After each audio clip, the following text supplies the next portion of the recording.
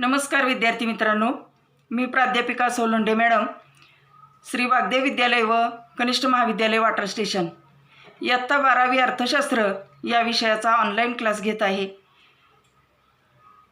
प्रकरण क्रमांक 2 उपयोगिता विश्लेषण या प्रकरणातील आधीच्या व्हिडिओमध्ये आपण उपयोगिता म्हणजे काय, वैशिष्ट्ये आणि प्रकार याचा अभ्यास केलेला आहे। आज आपण उपयोगितेच्या संकल्पना आणि या संकल्पनांमधील परस्पर संबंध याचा अभ्यास करणार आहोत। या प्रकरणामध्ये या दोन संकल्पना आहेत। एक आहे एकूण उपयोगिता टोटल युटिलिटी आणि दुसरी संकल्पना आहे सीमांत उपयोगिता मार्जिनल युटिलिटी। या दोन संकल्पना आपल्याला समजणं अतिशय महत्त्वाचं आहे, कारण यावर आधारित सीमांत उपयोगिता या संकल्पनेवर आधारित आपला पुढचा सिद्धांत आहे घटत्या सीमांत उपयोगितेचा सिद्धांत। आणि म्हणून या दोन संकल्पनांमधील आपल्याला संबंध समजला तर सिद्धांत समजणं अतिशय सोपं जाईल। एकूण उपयोगिता म्हणजे काय, तर व्यक्तीने उपभोगलेल्या वस्तूच्या सर्व नगापासून मिळालेल्या उपयोगितांची बेरीज म्हणजे एकूण उपयोगिता होय। सर्व नगांपासून मिळालेली उपयोगिता, व्यक्तीने उपभोग घेतलेल्या विशिष्ट वस्तूचे सेवन करत असताना व्यक्तीने किती वस्तूंचा उपभोग घेतला, किती नगांचं सेवन केलं, त्या प्रत्येक नगापासून त्या व्यक्तीला किती उपयोगिता मिळाली याची बेरीज म्हणजे एकूण उपयोगिता होय। म्हणजेच व्यक्तीने उपभोगलेल्या वस्तूच्या सर्व नगापासून मिळालेल्या उपयोगितांची बेरीज म्हणजे एकूण उपयोगिता होय। यामध्ये ही उपभोग हा सलगपणे घेतलेल्या वस्तूच्या सर्व नगापासून मिळालेली उपयोगिता असते। आपल्याला हेही माहीत असायला हवं की याचं सूत्र काय सांगता येईल, काय आहे, तर एकूण उपयोगिता म्हणजेच टोटल युटिलिटी म्हणजेच TU बरोबर समेशन MU म्हणजेच सर्व सीमांत उपयोगितांची बेरीज म्हणजे एकूण उपयोगिता होय।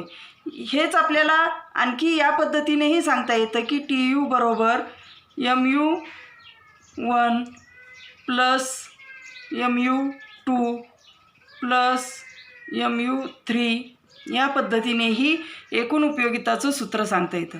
म्हणजेच एकूण उपयोगिता बरोबर MU1 म्हणजे सीमांत उपयोगितेचा पहिला नग, दुसरा नग, तिसरा नग या सर्व सीमांत घटकापासून मिळालेली उपयोगितांची बेरीज म्हणजे ही एकूण उपयोगिता सांगता येते। म्हणजेच एकूण उपयोगिता तुमच्या लक्षात आलं का बघा, एकूण उपयोगिता म्हणजे वस्तूच्या सर्व नगापासून मिळालेल्या उपयोगितांची बेरीज म्हणजे एकूण उपयोगिता होय। सूत्र TU बरोबर समेशन MU किंवा TU बरोबर MU1 MU1 plus MU2 plus MU3 या पद्धतीने सांगता येते। सीमांत उपयोगिता म्हणजे काय, तर सीमांत या शब्दाचा अर्थ होतो शेवटच्या नगापासून, म्हणजे शब्दशः अर्थ आपल्याला असा सांगता येतो, परंतु इथं आपल्याला असं सांगता येईल की एका वाढीव जादा नगाचे सेवन केल्यामुळे एकूण उपयोगितेमध्ये जी भर पडते त्यास सीमांत उपयोगिता असे म्हणतात। जादा नग सेवन केल्यामुळे किंवा एका जादा वाढीव नगाचे सेवन केल्यामुळे एकूण उपयोगितेच्या परिमाणात जो बदल होतो किंवा जी भर पडते उपयोगितेची त्यास सीमांत उपयोगिता असे म्हणतात। यालाच मार्जिनल युटिलिटी असे म्हणतात। सूत्र कसं सांगता येईल बघा, MUN म्हणजेच विशिष्ट नगाची सीमांत उपयोगिता आपल्याला काढायची असेल, MUN म्हणजे मार्जिनल युटिलिटी N विशिष्ट नगाची सीमांत उपयोगिता बरोबर TUN म्हणजे विशिष्ट पातळीवरील एकूण उपयोगिता। म्हणजे 2 नगाचं सेवन केलं असेल तर त्या पातळीवर TUN वजा TU कंसात N वजा 1 म्हणजेच TUN म्हणजे या ठिकाणी आपल्याला असं सांगता येईल की विशिष्ट पातळीवरील एकूण उपयोगिता वजा TUN वजा 1 म्हणजे अगोदरच्या पातळीवरील एकूण उपयोगिता वजा केली असता आपल्याला सीमांत उपयोगिता मिळते। एकूण उपयोगितेमध्ये एका जादा नगाचे सेवन केल्यामुळे एकूण उपयोगितेमध्ये पडणारी भर म्हणजे सीमांत उपयोगिता होय। या पद्धतीने आपल्याला एकूण उपयोगिता म्हणजे काय आणि सीमांत उपयोगिता म्हणजे काय व्याख्यानी सूत्र सांगता येतं. यानंतर एकूण उपयोगिता व सीमांत उपयोगिता यातील संबंध. आपल्याला हा संबंध एका उदाहरणाच्या आधारे स्पष्ट करता येतो. त्यावरून आकृतीही स्पष्ट करता येते. एखाद्या व्यक्तीने जे क्ष वस्तूचे सेवन केले असता एकूण व्यक्तीने क्ष वस्तूचे किती नग सेवन केलेले आहेत तर 7 नगांचं सेवन केलेलं आहे. या नगाचे सेवन केले असता प्रत्येक नगापासून किती उपयोगिता मिळाली आणि या प्रत्येक नगापासून एकूण उपयोगितेमध्ये किती भर पडली ते या उदाहरणामध्ये दिलेलं आहे. आणि त्याच्यावरून यातला संबंध आपल्याला या दोन्ही संकल्पनामधील संबंध स्पष्ट करता येतो. यामध्ये बघा, एखाद्या व्यक्तीने क्ष वस्तूचा पहिला नग सेवन केला असता मिळणारी एकूण उपयोगिता ही 10 इतकी आहे आणि सीमांत उपयोगिता ही आपल्याला 10 इतकी आहे. म्हणजे पहिल्या नगाचे सेवन केले असता एकूण उपयोगिता 10 आहे आणि सीमांत उपयोगिता 10 इतकी आहे. म्हणजेच या आधी सेवन केलेलं नाही, त्यामुळे सीमांत उपयोगिता ही 10 इतकीच आहे. म्हणजे यामध्ये आपल्याला असं सांगता येतं की पहिल्या नगाचे सेवन केले असता एकूण उपयोगिता आणि सीमांत उपयोगिता ही समान असते. तर यानंतर आपण प्रथम एकूण उपयोगिता किती मिळाली हे पाहू. पहिल्या नगापासून मिळालेली एकूण उपयोगिता 10 इतकी आहे.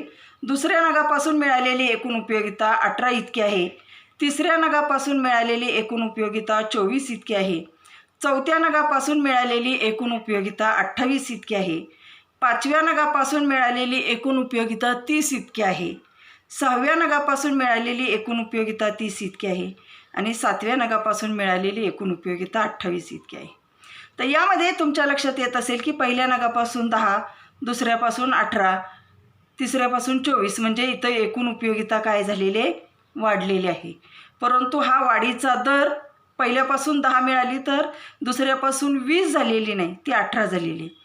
इथं 18 नंतर 6ची भर पडलेली आहे, फक्त 24 झालेली. म्हणजे एकूण उपयोगिता वाढलेली आहे परंतु त्या वाढीचा दर हा घटता आहे. त्यानंतर 5व्या आणि 6व्या नगापासून मिळालेली एकूण उपयोगिता 30 इतकी आहे. म्हणजे इथं व्यक्तीला समाधान मिळालेलं आहे आणि त्यानंतरही सेवन केलं तर त्यापासून मिळालेली एकूण उपयोगिता थोडी आपल्याला कमी झाल्याचे दिसून येते. हे आणखी आपल्याला आकृतीवरून जास्त सविस्तरपणे स्पष्ट करता येते. आता सीमांत उपयोगिता. पहिल्या नगाची सीमांत उपयोगिता ही एकूण उपयोगिते एवढीच असते, म्हणजे 10 इतकीच आहे. दुसऱ्या नगापासून मिळालेली सीमांत उपयोगिता म्हणजे कितीने भर पडली तर एकूण उपयोगिता 18 आहे. त्यामध्ये 8 ही जादा वाढीव नगाचे सेवन केल्यामुळे भर पडली, म्हणून सीमांत उपयोगिता 8 इतकी आहे. दुसऱ्या नगाचे सेवन केले असता मिळणारी सीमांत उपयोगिता 8. तिसऱ्या नगाचे सेवन केले असता मिळणारी सीमांत उपयोगिता ही 6 आहे. म्हणजेच 18 आणि 6 24, 6ने भर पडली. त्यानंतर चौथ्या नगाचे सेवन केले असता व्यक्तीने मिळणारी सीमांत उपयोगिता 4 इतकी आहे. 5व्या नगाचे सेवन केले असता मिळणारी सीमांत उपयोगिता 2 इतकी आहे. 6व्या नगाचे सेवन केले असता मिळणारी सीमांत उपयोगिता 0 इतकी आहे आणि 7व्या नगाचे सेवन केले असता त्यापासून मिळणारी सीमांत उपयोगिता ही ऋण झालेली आहे, ती -2 इतकी आहे. तर या ठिकाणी तुम्हाला हा चार्ट सविस्तर तुम्ही पाहिल्यानंतर सुद्धा तुम्हाला याचा संबंध लक्षात येतो. तो आकृतीनंतर आपण यावरून आणखी एकूण उपयोगिता आणि सीमांत उपयोगिता यातील संबंध पाहणार आहोत.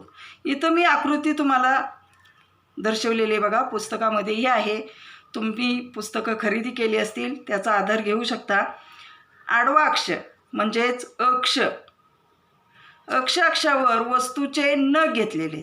किती नगांचं सेवन केलेले तर 7 नगांचं सेवन केलेले. वस्तूचे नग किंवा नगसंख्या आडव्या अक्षावर आणि उभ्या अक्षावर मी एकूण उपयोगिता आणि सीमांत उपयोगिता दर्शविलेली आहे. आता या ठिकाणी आपण पहिल्या नगाचे सेवन केले असता मिळणारी एकूण उपयोगिता 10 आहे, ते या ठिकाणी दर्शविलेलं आहे. या पद्धतीनं 1 ते 7 नगाचे सेवन केले असता मिळणारी उपयोगिता ही या ठिकाणी आपण दर्शविलेली आहे. आकृतीमध्ये हा एकूण उपयोगिता वक्र मी तुम्हाला दर्शवलेला आहे की पहिल्या नगापासून 10, दुसऱ्यापासून 18, 24, चौथ्यापासून 28, 5व्यापासून 30 हे या पद्धतीने एकूण उपयोगिता किती मिळाली हे बिंदू जोडले असता एकूण उपयोगिता वक्र तयार होतो. त्यानंतर उपभोक्त्याने या 7 नगांचं सेवन केलं असता प्रत्येक नगापासून मिळालेली सीमांत उपयोगिता किती आहे तेही या ठिकाणी 10, 8, 6, 4, 2, 0, -2 हे मी आकृतीमध्ये बिंदू दर्शवलेले आहेत आणि ते जोडले असता सीमांत उपयोगिता वक्र तयार झालेलं आहे. आता या ठिकाणी आपल्याला काय सांगता येतं तर याच्यावरून आपल्याला स्पष्ट करता येतं, काय संबंध सांगता येतो तर पहिल्या नगाचे सेवन केले असता पहिल्या नगापासून मिळणारी एकूण उपयोगिता आणि सीमांत उपयोगिता काय आहे, समान आहे. हे आपल्याला पहिलं विधान सांगता येतं. काय संबंध आहे एकूण उपयोगिता आणि सीमांत उपयोगिता तर पहिल्या नगाचे सेवन केले असता पहिल्या नगापासून मिळणारी एकूण उपयोगिता आणि सीमांत उपयोगिता 10 इतकीच आहे, म्हणजे समान असते. यानंतर बघा आकृतीमध्येही आणि उदाहरणामध्येही तुमच्या लक्षात येईल की एकूण उपयोगिता ही 10 पहिल्या नगापासून मिळाली, म्हणजे एकदम उन्हाळ्यामध्ये प्रथम आईस्क्रीम खाल्लं असेल तर आईस्क्रीम खाल्ल्यानंतर त्यापासून फार मनाला समाधान वाटतं, 10 इतकी उपयोगिता मिळाली. परंतु अगदी इच्छा पूर्ण झाली नाही म्हणून दुसऱ्या नगाचं सेवन केलं, त्यापासून 20 मिळाली नाही तर पहिल्यापासून 10 मिळाली, दुसऱ्यापासून 18 मिळाली, तिसऱ्यापासून 24 मिळाली. इथं वाढ झाल्याचे दिसते आपल्याला. म्हणून एकूण उपयोगिता वक्र हा काय झालेला आहे, डावीकडून उजवीकडे हा वर गेलेला आहे.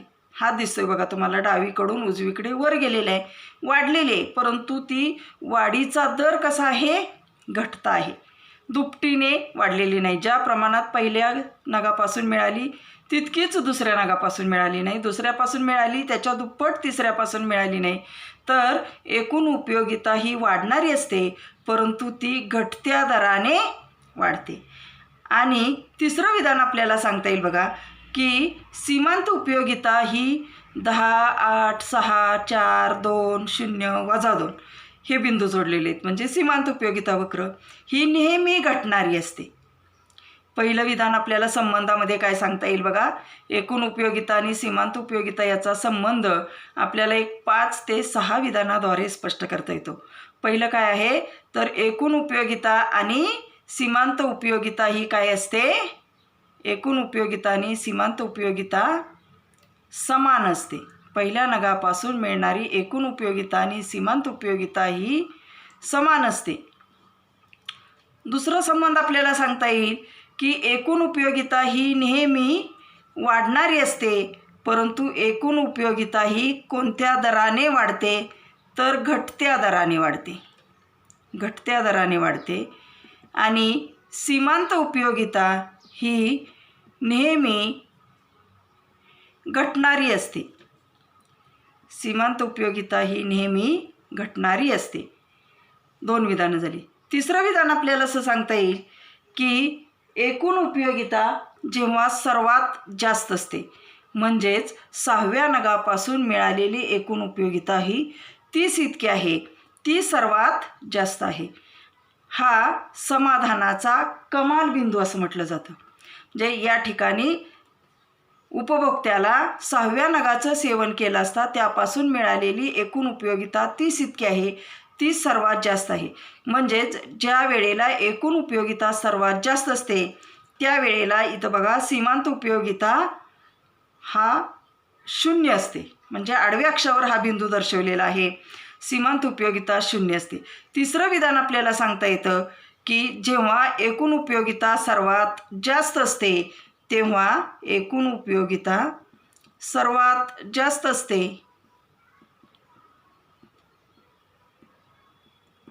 तेव्हा सीमांत उपयोगिता 0 असते, सीमांत उपयोगिता 0 असते. त्यानंतर आपल्याला चौथं विधान सांगता येईल बघा, ते म्हणजे एकूण उपयोगिता. आता एकूण उपयोगिता वाढणारी असते म्हणून हा वक्र डावीकडून उजवीकडे वर जातो, परंतु या बिंदूनंतर हा बिंदू म्हणजे समाधानाचा कमाल बिंदू किंवा तृप्ती बिंदू म्हणूनही ओळखला जातो की सर्वात जास्त एकूण उपयोगिता दर्शविणारा बिंदू म्हणजे तृप्ती बिंदू किंवा कमाल समाधानाचा बिंदू. इथं व्यक्तीला मिळालेली उपयोगिता सर्वात जास्त आहे म्हणून, आणि त्या वेळेला सीमांत उपयोगिता किती आहे तर 0 आहे. म्हणून जेव्हा एकूण उपयोगिता सर्वात जास्त असते तेव्हा सीमांत उपयोगिता 0 असते. परंतु त्यानंतर उपभोक्त्याने आणखी जादा नगाचे सेवन केले तर एकूण उपयोगिता काय झालेली आहे 2 ने कमी झाली. म्हणजे हा वक्र क्ष अक्षाकडे झुकलेला आहे. म्हणून एकूण उपयोगिता जेव्हा कमी होते तेव्हा इथं 6व्या नगानंतर सीमांत उपयोगिता ऋण झालेली आहे आणि एकूण उपयोगिता कमी झालेली. म्हणजे चौथं आपल्याला सांगता येतं की जेव्हा एकूण उपयोगिता कमी होते, एकूण उपयोगिता कमी होते तेव्हा सीमांत उपयोगिता ऋण होते. सीमांत उपयोगिता ऋण होते आणि म्हणून एकूण उपयोगिता घटते तेव्हा सीमांत उपयोगिता ऋण होते. हा चौथं विधान आपल्याला सांगता येतं.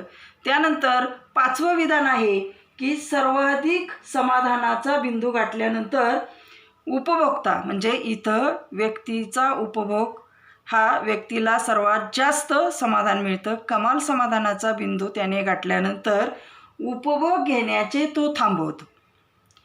या ठिकाणी त्याचे कमाल समाधान झालेले आहे, त्या ठिकाणी तो उपभोग घेण्याचे थांबवतो कारण त्या बिंदूत त्याला सर्वाधिक समाधान मिळते.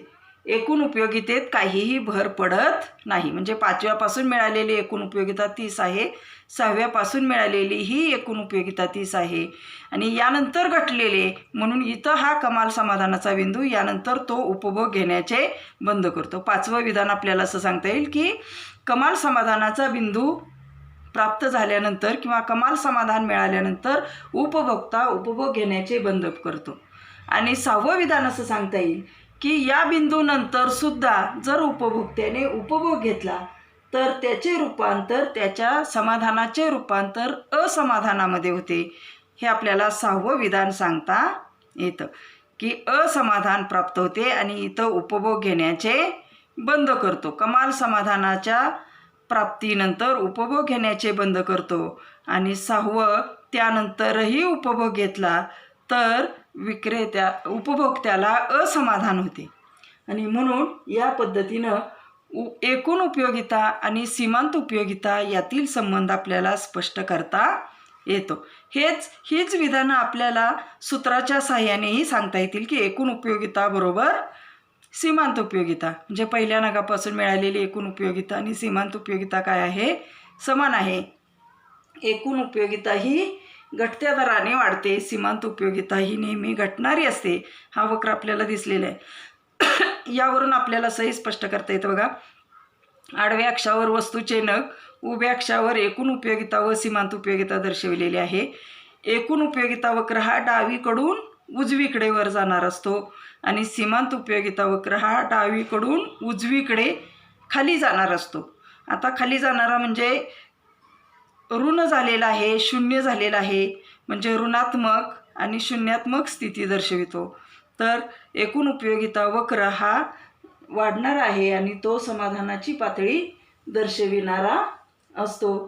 तो त्या ठिकाणी एकूण उपयोगिता वक्र हा नेहमी वर जाणारा असतो. या पद्धतीने आपल्याला या ठिकाणी एकूण उपयोगिता आणि सीमांत उपयोगिता व्याख्या, सूत्र, उदाहरण, आकृती आणि याच्यावरून स्पष्ट होणारा हा संबंध मी स्पष्ट केलेला आहे. यानंतरच्या व्हिडिओमध्ये आपण घटत्या सीमांत उपयोगितेचा सिद्धांत अभ्यासणार आहोत. त्यापूर्वी तुम्हाला मी असं सांगू इच्छिते की पुस्तकामध्ये तुम्हाला एक चार्ट दिलेला आहे की याच्यावरून एकूण उपयोगिता आणि सीमांत उपयोगिता यावरून संबंध दर्शविलेला आहे. तो तुम्ही इथं तुमच्याकडं पुस्तक असेल तर पाहू शकाल बघा. हा परीक्षेला विचारला जातो. इथं बघा एकूण उपयोगिता आणि सीमांत उपयोगिता. एकूण उपयोगिता व्याख्या दिलेली आहे की वस्तूच्या सर्व नगांच्या उपभोगापासून व्यक्तीला प्राप्त होणाऱ्या उपयोगितांची बेरीज म्हणजे एकूण उपयोगिता होय. वस्तूच्या प्रत्येक वाढीव नगाच्या उपभोगातून व्यक्तीला प्राप्त होणारी अतिरिक्त उपयोगिता म्हणजे सीमांत उपयोगिता आहे. व्याख्या दिलेल्या आहेत सुरुवातीला. त्यानंतर बघा दुसरं दिलेलं आहे की एकूण उपयोगिता घटत्या दराने वाढते आणि पुढं चौकोन दिलेला आहे. एकूण घटत्या दराने वाढते. आणि इथं तुम्हाला काय लिहायचं आहे तर सीमांत उपयोगिता नेहमी घटणारी असते. नेहमी घटणारी असते हे विधान या ठिकाणी तुम्हाला लिहायचं आहे. हा एकूण उपयोगिता आणि सीमांत उपयोगितेमधील संबंध चार्टमध्ये दर्शवलेला आहे. त्यानंतर तिसरं विधान दिलेलं आहे बघा. एकूण उपयोगिता यामध्ये चौकोन दिलेला आहे आणि पुढं तिसरं दिलेलं आहे सीमांत उपयोगितेमध्ये सीमांत उपयोगिता 0 असते. केव्हा तर एकूण उपयोगिता सर्वात जास्त असते. सर्वात जास्त असते तेव्हा सीमांत उपयोगिता 0 असते. हे आकृतीमध्ये मी तुम्हाला दर्शविलेलं आहे. त्यानंतर बघा चौथं काय दिलेलं आहे तर समाधानाच्या बिंदूनंतर उपभोग चालू ठेवल्यास एकूण उपयोगिता ही काय होते म्हणजे कमाल तृप्ती बिंदूनंतर सुद्धा उपभोग चालू ठेवला तर उपयोगिता ही कमी होते. आणि इथं सीमांत उपयोगिता काय होते तर या कमाल समाधानाच्या बिंदूनंतरही उपभोग चालू ठेवला तर एकूण उपयोगिता घटते. आणि पुढं संबंध तुम्हाला काय लिहायचं आहे तर इथं सीमांत उपयोगिता ही ऋण होते.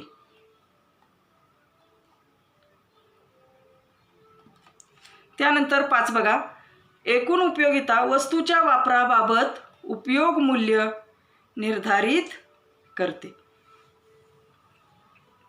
आणि या ठिकाणी वस्तूच्या वापराबाबत वाढीव मूल्य निर्धारित करते. 6 आहे यामध्ये सीमांत उपयोगिता धन ऋण किंवा 0 असू शकते.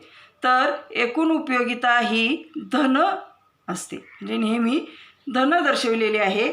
डावीकडून उजवीकडे हा वक्र वर जाणार आहे. त्यानंतर आकृती दर्शविलेली आहे की आकृतीमध्ये की एकूण उपयोगिता वक्र हा डावीकडून उजवीकडे वर गेलेला आहे. त्यानंतर सरळ झालेला आहे म्हणजे 5व्या आणि 6व्या नगापासून 30 इतकीच उपयोगिता मिळालेली आहे. आणि त्यानंतर हा कमाल समाधानाचा बिंदू आणि घटलेले म्हणजे एकूण उपयोगिता वक्र दर्शविलेला आहे. इथं तुम्हाला काय करायचं आहे तर सीमांत उपयोगितेचा वक्र काढायचा आहे. तो या पद्धतीने आपण काढू शकतो. म्हणजेच या ठिकाणी ही आकृती तुम्हाला काढायची आहे. या पद्धतीने एकूण उपयोगिता आणि सीमांत उपयोगिता यातील संबंध आपल्याला स्पष्ट करता येतो. धन्यवाद. यानंतर आपण घटत्या सीमांत उपयोगितेचा सिद्धांत अभ्यासणार आहोत.